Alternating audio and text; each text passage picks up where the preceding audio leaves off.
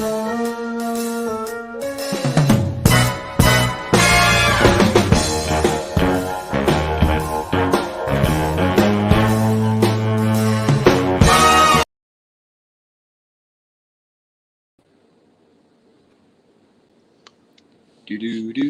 hello!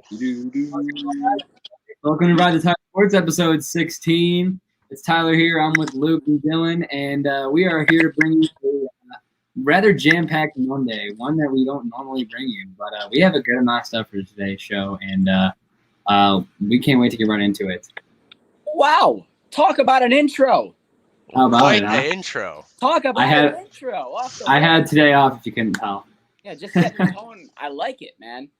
I like it. Yes, it's a little 90s crime. A little Gives you that little pizzazz. I like that. Exactly. But let's start by backtracking and going back from the weekend to Saturday night actually, and started off with some fight night. A little bit of UFC Vegas recap. So, Luke, I'll let the floor be yours for the UFC. Here we go. Well, hey, I watched too. Well, let's talk about it. Cody Sanhagen lost into a close decision to TJ Dillashaw, to the point where a lot of fans are not happy about the call. They think it was a robbery. Right. But yeah, I saw this. Yep. Personally, I kind of don't. I kind of don't. I see how it was scored, because I mean ultimately, like, isn't the guy that's like chasing, so to speak, the other guy around the ring? Yeah, like, he's kind of technically he's like more in control. Yes. Yeah.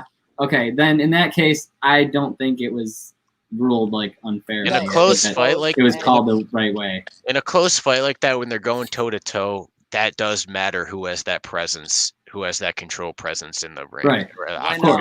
When there was a minute left in the fifth round, and the odds were -115, -115. So at that point, it's going either way. So whoever won the fight, you're gonna have that fan base be pissed off and call it a robbery because they think their man won. So I think it was gonna go either way. But I think it was a hell of a fight by Dillashaw and Sanhagen. It was a great fight overall. They just beat the shit out of each other for 5 rounds, and it was fantastic. Oh yeah, a good dog fight. And moving on to the main event. The man returned. Former 2-time bantamweight champ returned after 2 years with a win by split decision in another fantastic battle put on at UFC Vegas. What a guy. And I want to know where do we think he goes from here after that split decision win?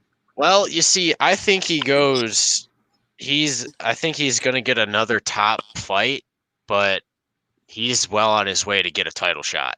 He wants that title. What are we talking about? Dillashaw. TJ Dillashaw. Okay, yeah.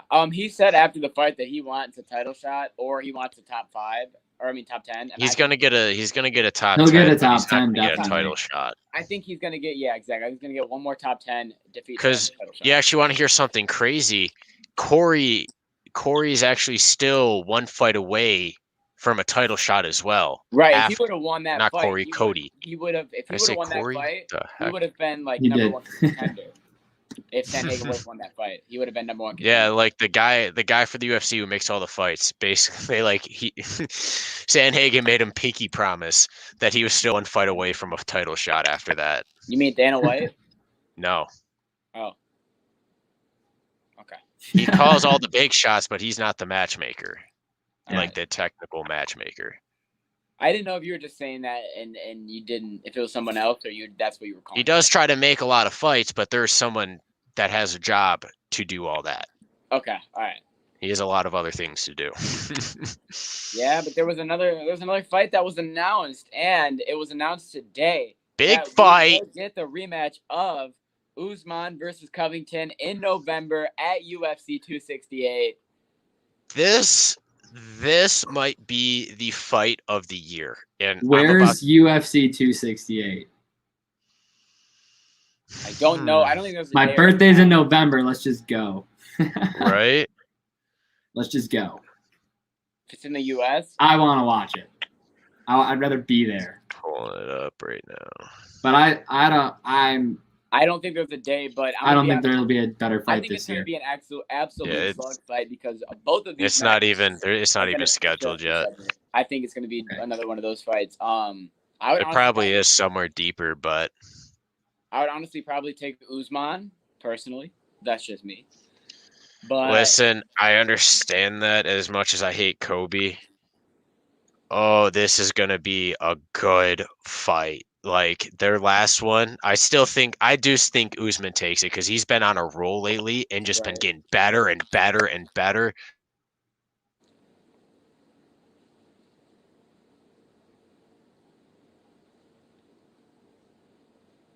Did we lose him? Hello? What up? We back? I know. We're back? I was watching you guys the entire time. I never left. No, I know. I think we lost Luke for a minute. Yeah, because all my screens started loading, and then you guys froze, and I was like, we lost you for a second there. Anyways, as I was saying, Usman just keeps getting better and better fight by fight every time he goes out there, and it proved against Masvidal. Like, that was a brutal, most beautiful knockout ever. Mm-hmm.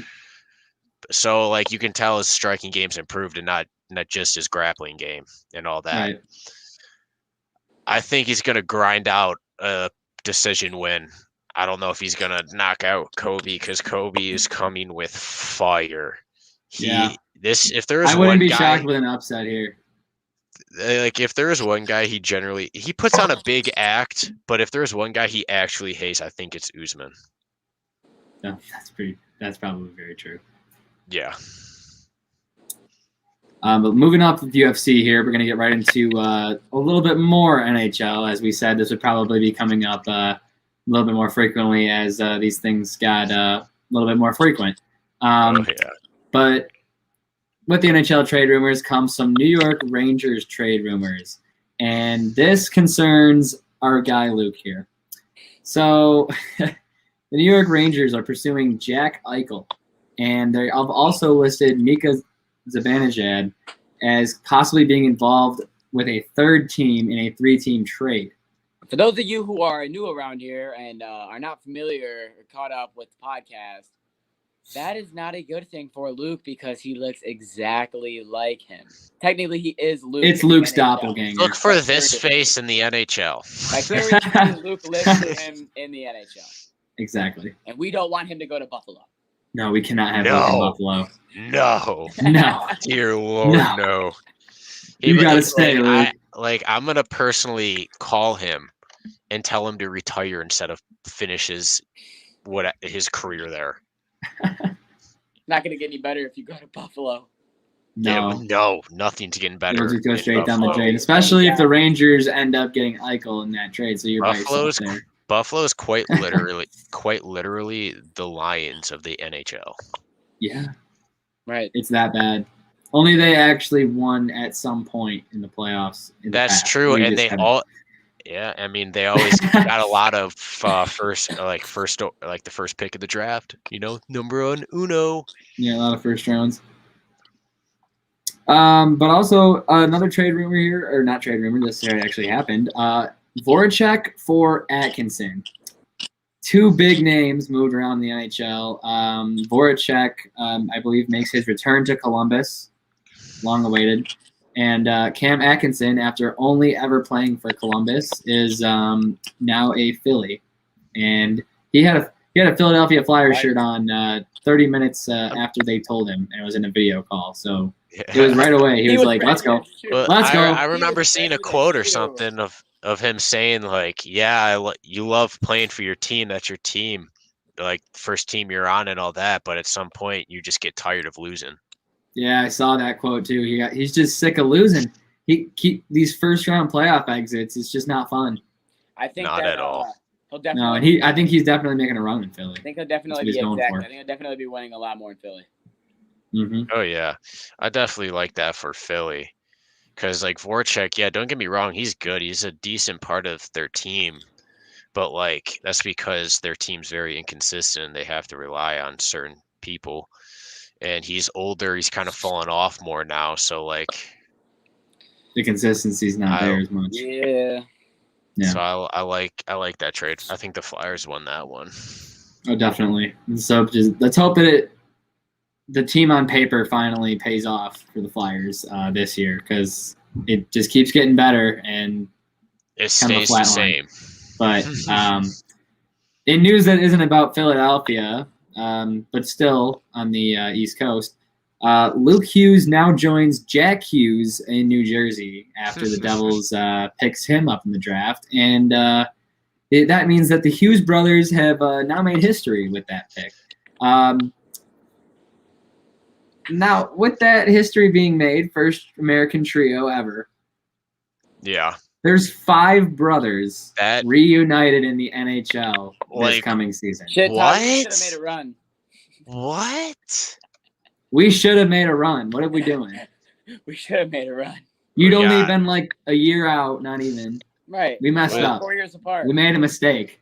We got Taylor and Cale We gotta Makar. hit those sticks. Dylan, we gotta get back out there. There's still time. That's what I'm saying. We got the Makar brothers. That has to be deadly, because Cale's nice. Cale's nice with it. Then we got Seth and Caleb Jones, the Jones brothers. Then we got Kirby and Cole and Datch. Oh no.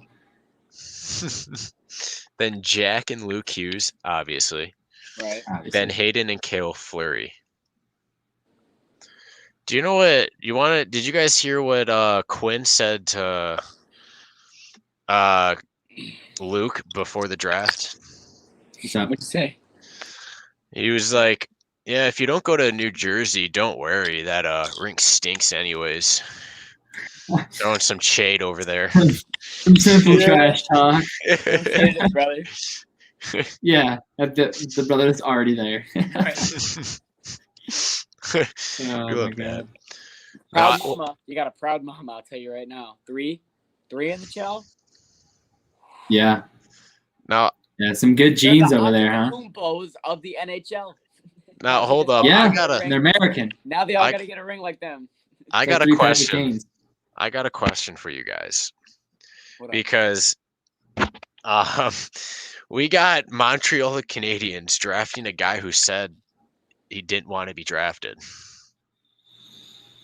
Too bad. How dumb do you feel, Montreal? Did he say this before the draft? Yes. You don't want to get drafted to Montreal. He made it clearly known he did not want to be drafted. And Montreal drafted him, and they got asked why. And I swear, there was just a long 30-second pause because the guy just froze there and didn't know what to say. Damn, like that's pretty stupid. That's be more of an embarrassment. Yeah, didn't y'all just go to the Cup? What the hell are you doing? What in the world are they thinking? I don't even think they are thinking. I don't really feel like being a professional hockey player. Hello? I don't know if it was all. Are you telling me I'm going to be a professional hockey player? Oh, great. He's not gonna show up. What are you gonna change his mind? Dude, is he that good? Is he really that good? It's like, are you just trying to be a dick at that point and just be like, okay, yeah, you didn't want to be here. Boom, now you're here. Okay, well, joke's on you because now your team's effed because you got a player who doesn't want to play. You got a guy that doesn't even want to. Not only does he not want to be drafted, he doesn't even want to play hockey. He's like, this is not it. I actually don't want to do this. I don't know if it's fully to the extent of he wanted to quit, but like, I mean, yeah, I know it was a hard no on the draft. On the draft, give him a nice check and send him on his way. In that case, right? Think they're gonna sign his contract? You think he's gonna sign? Do it, sign it, and then just get injured or something. Might as well. Moving along into baseball news here. There's a $1,000 bet placed on BetMGM on the Detroit Tigers to win the AL Central. The Tigers currently sit 13 games back out of first place from the Chicago White Sox. Now, I have a question. Luke? Was that you? No. No, it was not me. Because I swear I've heard you talk about that a lot. That's true. It's $100 bet. I know. Not I know it was $1,000. $100 bet, but I wouldn't be surprised if you bumped it up to $1K off the tear they went on and the tear you're on. All right, that's fair. That's fair. fair. That's a fair point. You know, it does. Yeah. Okay, I'll give it to you. But anyways, Dylan, I believe you have some news on why the San Diego Padres are now completely loaded. Well, the San Diego Padres, who already have Eric Hosmer at first base, Cronenworth and Kim at second, Tatis at short, and Machado at third, picked up an all-star second baseman in Adam Frazier from Pittsburgh. So, I have seen that he can also play outfield. So, my thing that I think that they are going to do is they are going to put Adam Frazier in the outfield somewhere, because they have three second basemen right now, and they're all very good. So you're kind of in a pickle there. But if I'm hearing that you could play outfield, secondary position, you're gonna have to play more outfield because you're gonna need to be on the team, and it's not like the National League has a DH. So right. But at the end of the day, more pinch hitting opportunities. So I still like this trade a lot though opportunities for both teams. It helps San Diego, good team, get more talent. It helps Pittsburgh. They're in a full rebuild right now, as obviously you probably know. So getting rid of that contract, which it wasn't too bad, but when you have an all-star player like that, he isn't needed on that team. So get him out of there. And they did. Get him out of there. Get him out of here, Moving on, we got Luke's guy here, his new guy, because he's now on the Tampa Bay Rays, which is Luke's team. He went yard his first game with the Tampa Bay Rays. Check it out. Maintain that. That's the only way that you can continue to be that productive. He shoots this one into right field with some carry. That one is going to get out. A home run to right by Nelson Cruz. How you feeling about that, Luke? I'm feeling fantastic. You absolutely love to see it as a Rays guy, especially after Nelson Cruz is kind of first game. Like, where'd he go? You know, for a while, but the comes tides back, are changing. Yeah. I can feel it. He's on a new team. He's got a good lineup. He's got good power and contact hitters behind him and in front of him now. So I think that's just going to help him, because when he was on the Twins and they had a great lineup last year and weren't his confidence is already times 50. So if he's got a good lineup, Nelson Cruz usually hits better. So I think that's why it's a big W for Tampa Bay. I agree 100%. I can agree with that 200%. I also think that another thing everyone can agree on is that the umpires in the MLB are absolute dog shit. They're god-awful. They drive everybody insane. And we have yet another example of just horrible umps. But this time,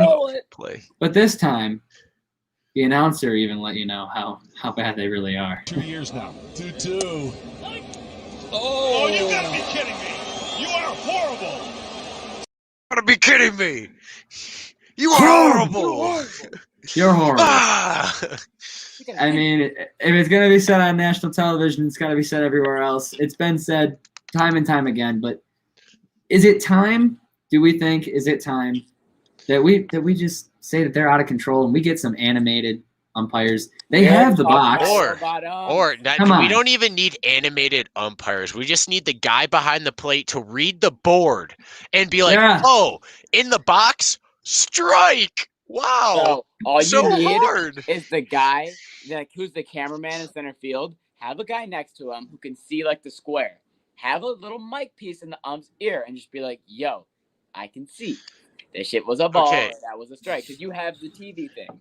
I understand if it's close, leave it up to the ump, but like, bro, when it's that obvious, they should have like what the NHL does like with Toronto. Like they call in mid-game, be like, yo, No. What are you doing? Yeah. Leave the Yeah. field. We got your replacement getting dressed right now. I definitely think that there should be some type of rule that if like the count is 2 strikes and there's like a horrible pitch that you're able to challenge it if it's not even close. I don't know if that will ever be a rule because baseball, you know, they don't like to alter it too much because obviously everything that we saw that they just brought in that was new, they are now getting rid of. So that's a long shot, but if something like that were to be implemented at some point, just try it. I'd love to see that, I'll be honest. Oh, Technology is crazy right now. I mean, if there's any time to start doing it, I mean, why not now? Exactly. Why not? You have the technology. Oh, you gotta be kidding me. You are horrible. Horrible. Had to hit him with it one more time. Just horrible. You're horrible. Brewers. Oh, boy. Okay, so this is the big one. So the Brewers started off, as a lot of people saying, we're not going to be that good this year, not going to be that decent. Well, they're in first place, and they have been more than decent for a while now, especially all year. And they're in talks with free agent coming up shortstop Trevor Story and Josh Donaldson. Now, Donaldson is probably going to be shipped along with Story coming this trade deadline, if not at the end of free agency. If either one of these are pulled off, I like especially more Josh Donaldson is probably more of a more likely source because Willy Adames is playing great shortstop for them right now. I would think that the Brewers have a really good chance to make a run. You know, they could possibly go to another NLCS. It is possible. So I definitely see a good opportunity for them there, especially with an addition of either one of those two. It looks like they're Woodruff, Garcia, and Burns and Hader and Peralta. Your pitching staff is very good, man. I'm gonna be real. It's looking really good for a lot of teams to make a good run. Right. That's why I think this playoffs is gonna I think this year's playoffs is gonna be crazy. Yeah. Oh yeah. Pretty competitive games, like much more competitive games this year, I think. Thanks. But speaking of people getting shipped, Dodger players want Bauer out of town? What? What's the talk here, Dylan?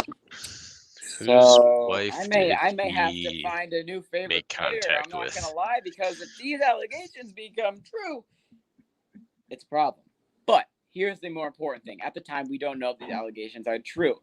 Right now, the MLB has put him on administrative leave and then extended it twice. So they're not. Oh, is this that guy? That's what he's on right now. And now players on the Dodgers, actually it says, quote, majority of the players on the Dodgers, they don't want him on the team anymore. They don't like what it's bringing to the team. They don't like all the negative attention and shit that it's providing. I don't blame them, but at the end of the day, this is almost like if all of Deshaun Watson's teammates had all these allegations and they were like, oh, I want Deshaun out of here. No, you don't. He's your starting quarterback. Well, but listen, what's weird Dylan. to me is, I know, let me say one more thing and I'll let you go. What's weird to me is he is your ace pitcher and you are all kind of like, we don't want that shit around, not knowing if it's true. It could be completely false and not wanting that on our team. I think that's a little strange.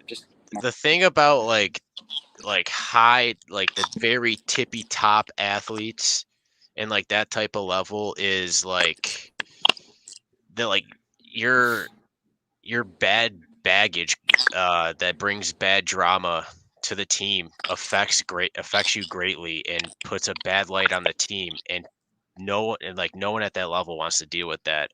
And if you have even the slightest type of drama like that, you're going to get looked away, or they're not going to be looking your way or be looking to get you out of there to keep up their image as the team, so they don't fall with a bad image. Yeah, but I mean, I'm kind of with Luke here, where like they're gonna get rid of you because they want to keep the image on the team. I understand that they might see him. Maybe they don't think he is the ace pitcher. Maybe on paper he is, but I think the Dodgers kind of might believe that they're good without him. Yeah, they might. They're like, we can still win games without you. If this is the last but time I did think I saw something, and it's not true, I'm gonna be pissed. I thought I saw Well, if it's something not true, where it Dodgers definitely were won't be dealing the with last some time like you see their him. starting pitcher They're injuries. or saying it something. might not matter. Or just They're saying pitcher MLB injuries said in if general. Not true. They might suspend him. Okay, well, that doesn't mean he's not going to play baseball for the rest of his life. I don't understand your correlation. I think it's. It's just going to be a I hope it's rougher. not true, It's and I just think the whole thing is some. It'd be probably the beginning of the next year. He'd probably play again. So probably don't get your panties in a twist. He's just going to go to a more desperate team that needs players because they're going to be like, okay, we need good players. We don't care about the drama. We'll deal with it. Correct. Unlike good teams like the Dodgers, who are basically like at the tippy top and trying to make a good playoff run, you don't want that bad baggage around your team. Exactly. So moving on here, we're going to go to Dylan's Player of the Week. So Dylan, the floor is yours. Okay, so I forgot to do this on Friday, so I'm going to hit it with today. And actually, it works out because over the weekend, there were some no-hitters. Well, not no-hitters, but almost no-hitters. So it actually helps me out with me just doing 2 pitchers. Now, I'm going to start first with Domingo Germán for the New York Yankees. He pitched through 7 innings, made it to the 8th without a hit against their rival Boston Red Sox, which was very impressive. He had a dominant performance. Also, in the American League, Patrick Sandoval for the Angels, he went through 8 innings and took it to the 9th after it was broken up with a leadoff double by the Twins. But Patrick Sandoval and Domingo Germán are my players of the week who both took no-hitters through 7 and through 8 innings. Bang. Bang! Bang! Bang! All right. Bang! So with that, we will go off of MLB and we will go right into NFL. And first things first, we have some Tom Brady action. I'll start with this. Ready? Got this?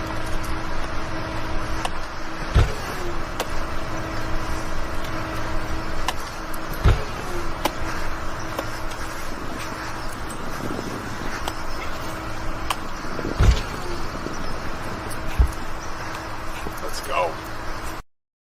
Like what? Tom Brady. Is he showing off or is he just being I Tom? love it. I love it. It's absolutely hilarious. It's just Tom being Tom. Right. Since It's he just him left, showing he has off. been straight troll Brady. Since when? Okay, wait. I have a question. Since when isn't Tom being Tom showing off?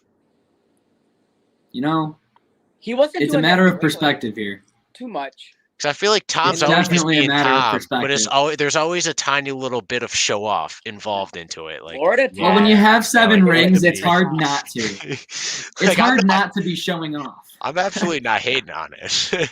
No, but it's so Tom is a so different difficult Tom. for him not to try to just show off a little bit, even if he's not Literally- trying to.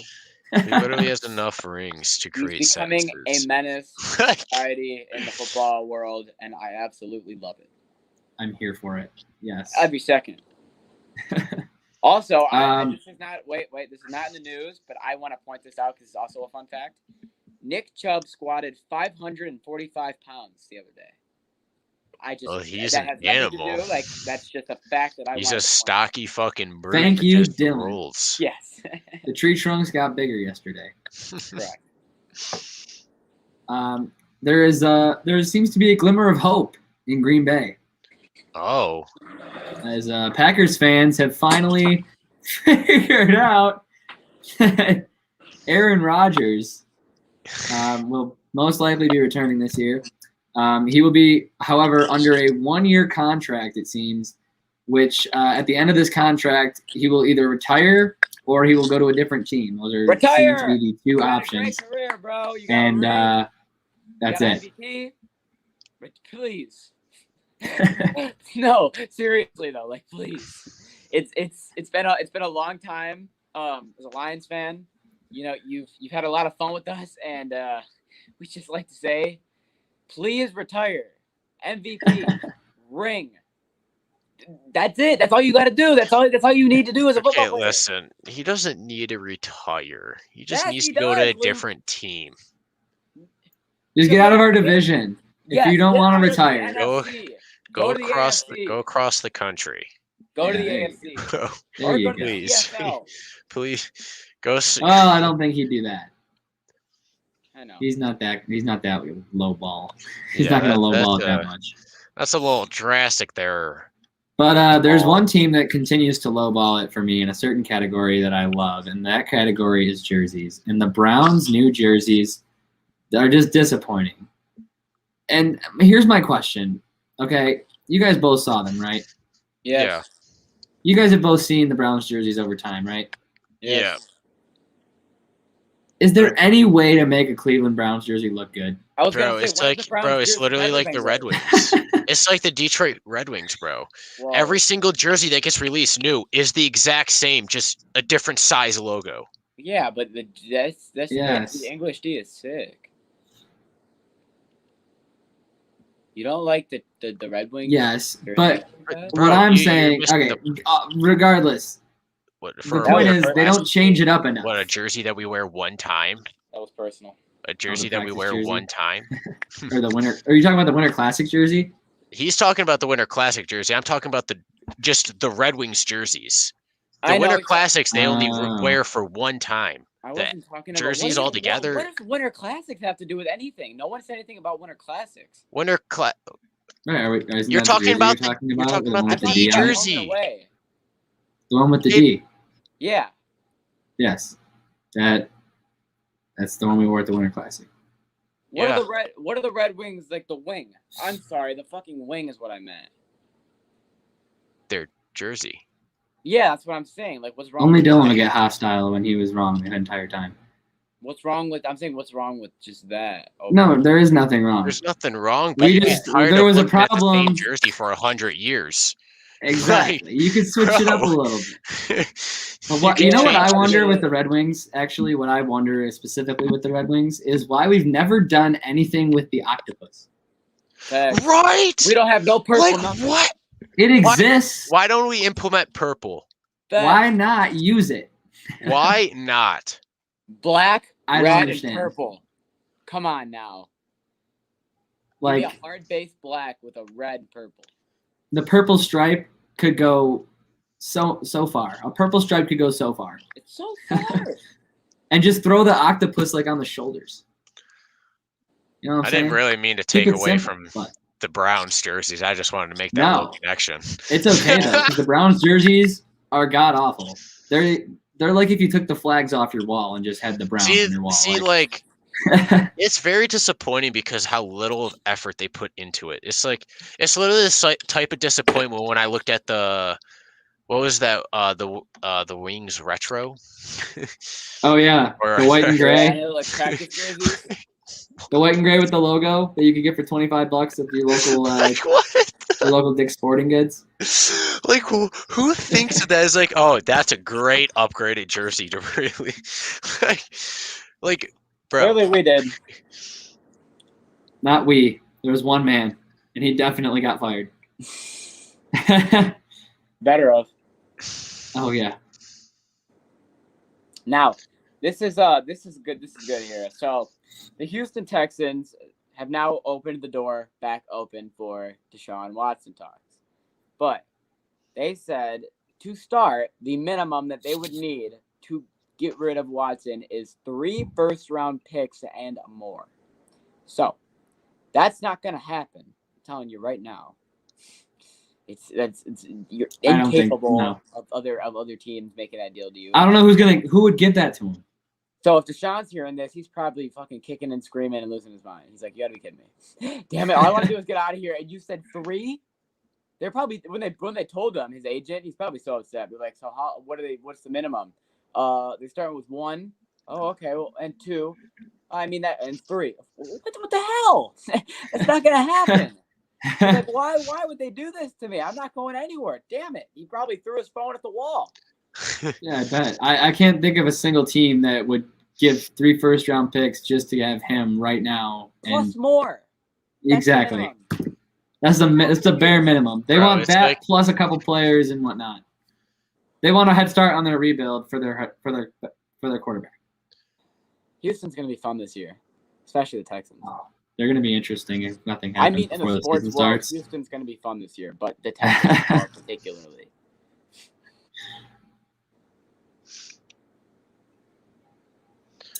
All right, so another thing, NFL here. Who's starting week 1? So there's a couple of questions that we have out there, and I mean, one was our answer today after Aaron Rodgers announced that he's probably coming back. That basically answers the question for who's starting in Green Bay. But a question that I have is, who do we think is going to be starting week 1 in San Francisco? Jimmy Garoppolo. Yeah. He'll start 3-4 weeks, and then we'll see what happens. We already talked about that. Okay. Yeah, because who do we think starts in New Orleans?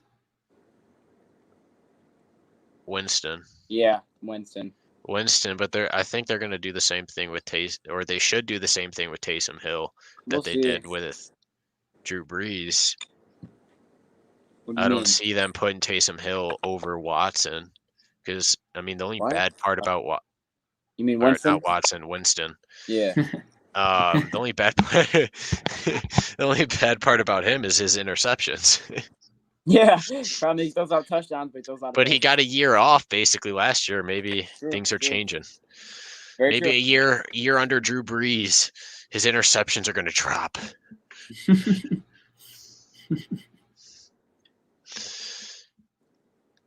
I believe that pretty much covers the questionable teams. What about you, Ty? That I had in that section. What? Did you answer that? Starting QB? For the last one? Yeah. Yeah, you didn't answer it. What's your opinion?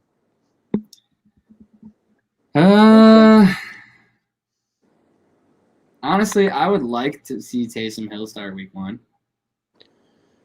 Just because there's really only one way to find out if he can do it or not. Full-time do it. And that would be to throw him in week 1. And if not, I mean, I don't know what their expectations are for this year. I know they have 2 pretty good quarterbacks, but they do not have Drew Brees, and that is not a Saints team that we've ever really seen before. Right. I know, at least in our lifetimes, we're really not used to it, right? So, I don't know what they're gonna do. It would make a lot of sense if Jameis Winston was a starter week 1, but I would love to see Taysom Hill start week 1. See, my thoughts on Taysom Hill is if it's not broken, don't fix it. So keep with the game plan. Yeah. Okay. Exactly. I like and that game plan worked. Yeah, with Drew Brees, but who knows how Winston does. Going into some NBA news now. Oh.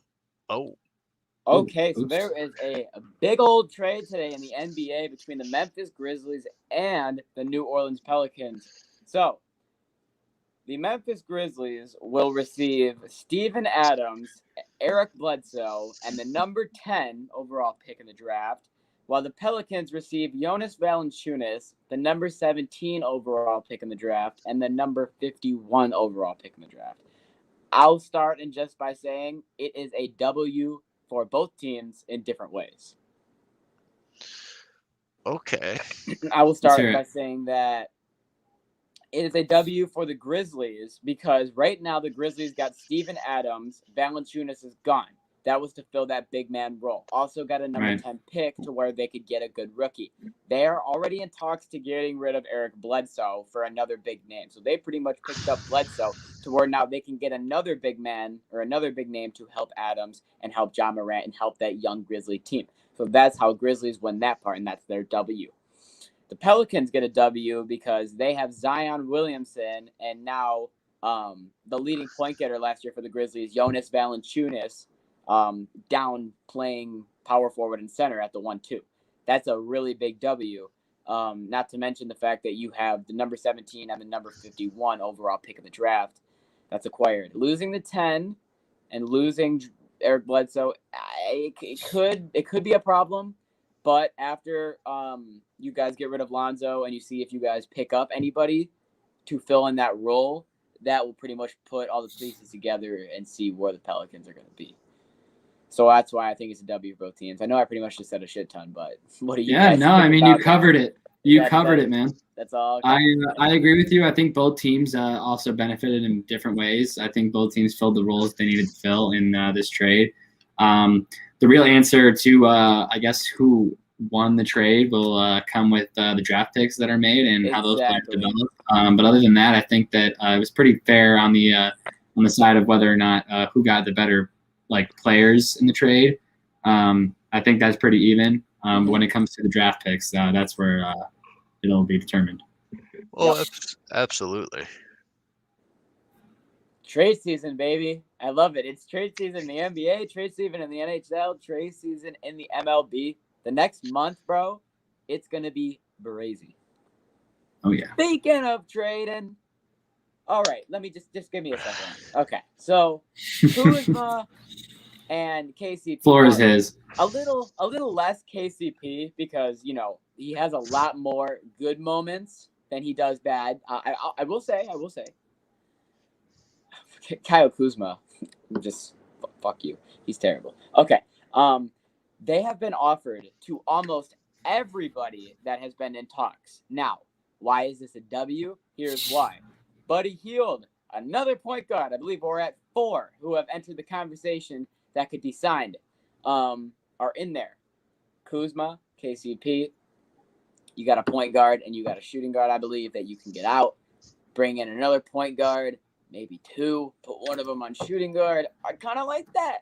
Kyle Lowry, CP3, any point guard that is going to be half decent that you could put over Schroeder with LeBron and AD would be really appreciated.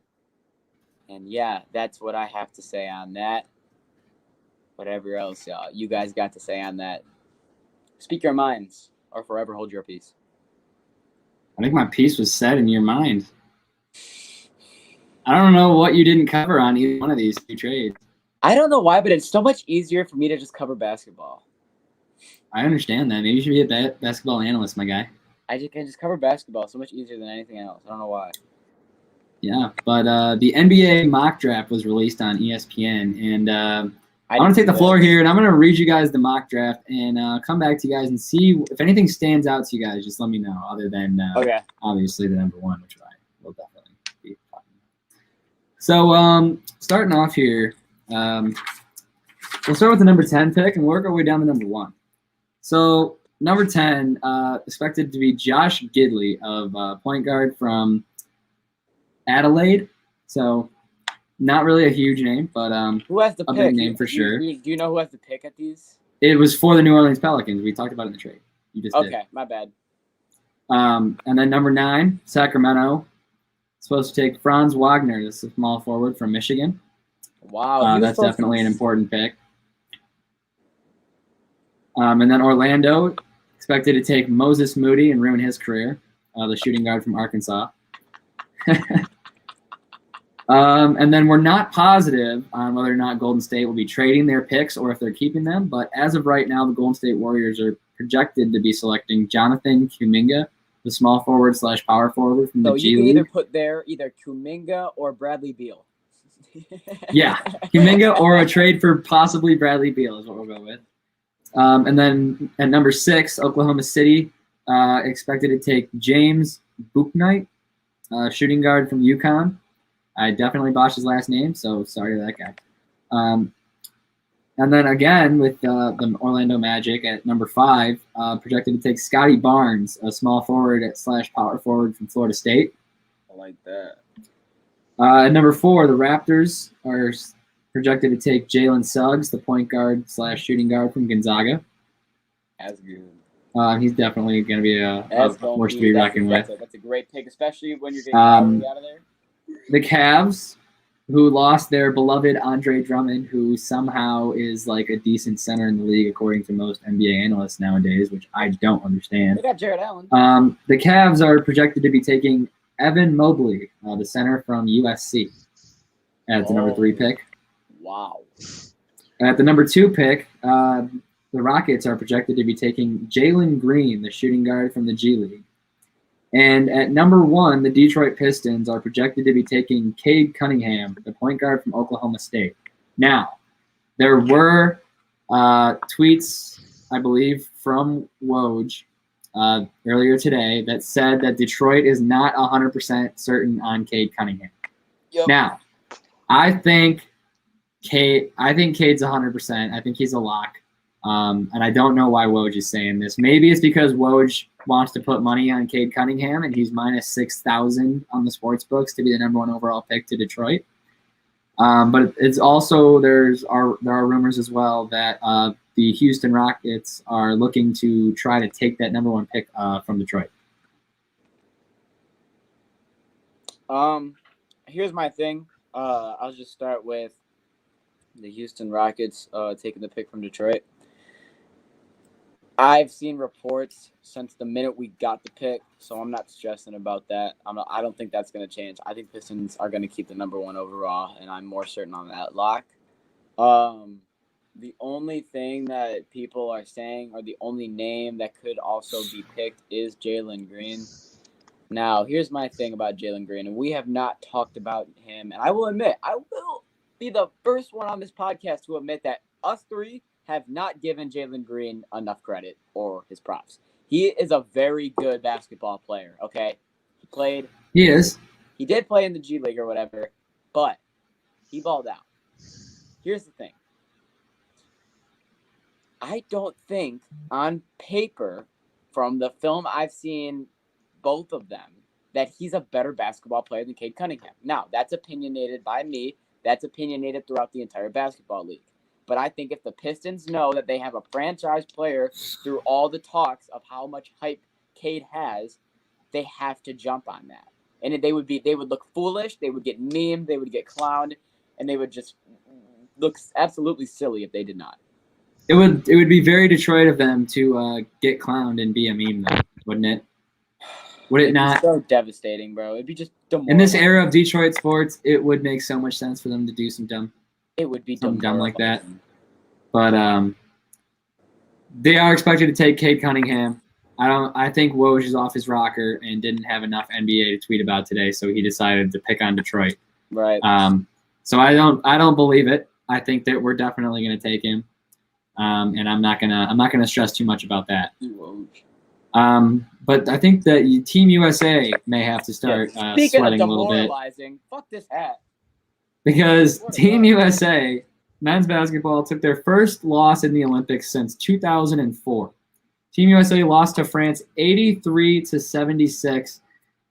Now, the reason this is so brutal is that with over 3 minutes left in the game, the United States was winning 74-67 with 3:19 left.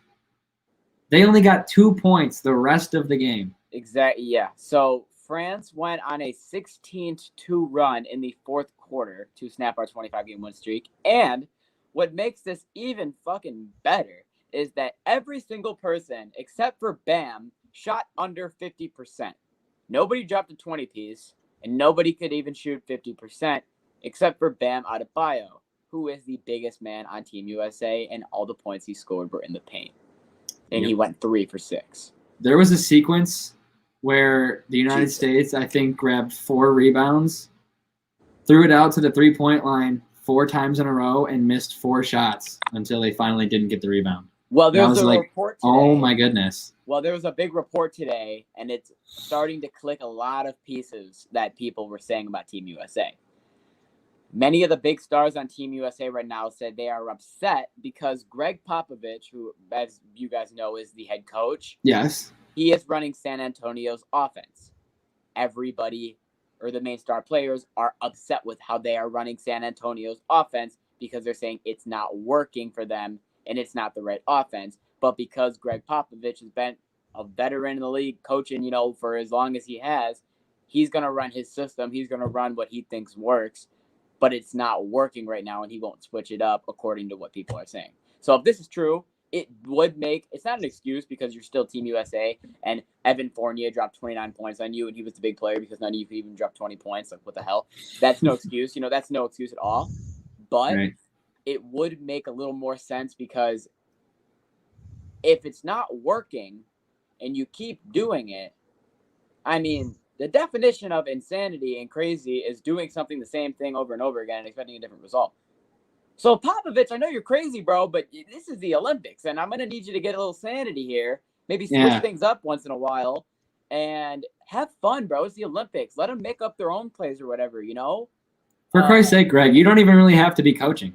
Exactly. That's one thing. It's the Olympics. It's like when Steve Kerr. They kind of, they pretty much know what they're doing, right? I mean, come on. Them, and he just let them play. How many times have each and every one of these players single-handedly beat your entire basketball team? There's about 7 or 8 of them out there. 7 or 8. Exactly. So how about you just let them do what they did against you, against other people, and let it work this time? If it's not broke, don't fix it. It's broke. Exactly. And if it ain't broke, don't fix it. Speaking of not being broken and not needing any fixing, Luka Doncic, in his Olympic debut with Slovenia, who, by the way, beat Argentina 118-100, scores 48 points in his Olympic debut, made 6 3-pointers, and I believe he had 11 assists. Did he have a double-double? 11 assists and 11 rebounds, triple-double. Sheesh. I didn't even know about that. He tied for this the man, Luka, highest in Olympic history. Yeah, second highest points, right? Yeah. The highest is 55 total. Can you tell he wants some gold? He had 48. I'm going to tell you right now, he's going to drop 50 points on Team USA and we're going to lose, and it's going to be like bad. If we don't figure this out, if we don't figure something out here, Luka is going to eat us up and laugh at us, and Giannis is going to he'll eat us up and spit us right out. And I mean, people like Jokic are going to be like, people like Jokic right now are probably like, damn, probably should have played. I probably would have made it pretty far. Yeah, for real. These guys aren't doing anything. Right. I think the only Olympic team right now for basketball that's probably kicking themselves in the throat is Greece. Because you could have had all 3 Antetokounmpo brothers, but you couldn't even beat the qualifier, so that's an L. But to round out today's podcast, also thank you to everyone that has decided to tune in on this wonderful Monday night. Hell yeah. Make sure you guys hook up with Vegas Sports Advantage, and make sure you guys get those picks going in, and join the team, because the team makes money. Seriously. They send out the best picks. They give you an edge, and you can bet at your own risk. And we've been profiting. You need to profit too. We're going to end today's show with a crazy card trick that I found today while I was looking for news for the podcast, actually. And this card trick comes from Rob Rickerman. He's a trick shot artist from Las Vegas. And after this, we're going to end today's podcast. So enjoy the clip. Let's do this right. Let's go to this. I feel like Friday nights. This I make you feel alive. I feel like we in paradise. Good dub for that guy. Now, that's not how we're ending the podcast. I'm gonna make my own trick shot. Ready? Well, I guess it's time to wrap it up. Well, if only you did it on camera. Yes, man. I'll do it with my trophy. Ready? All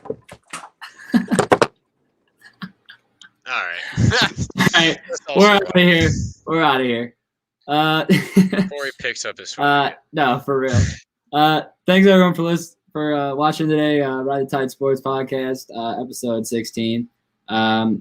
We'll be back with you guys next Friday to do it all again, and can't wait to get back with you guys next time. We'll see you on Friday. Ride the Tide.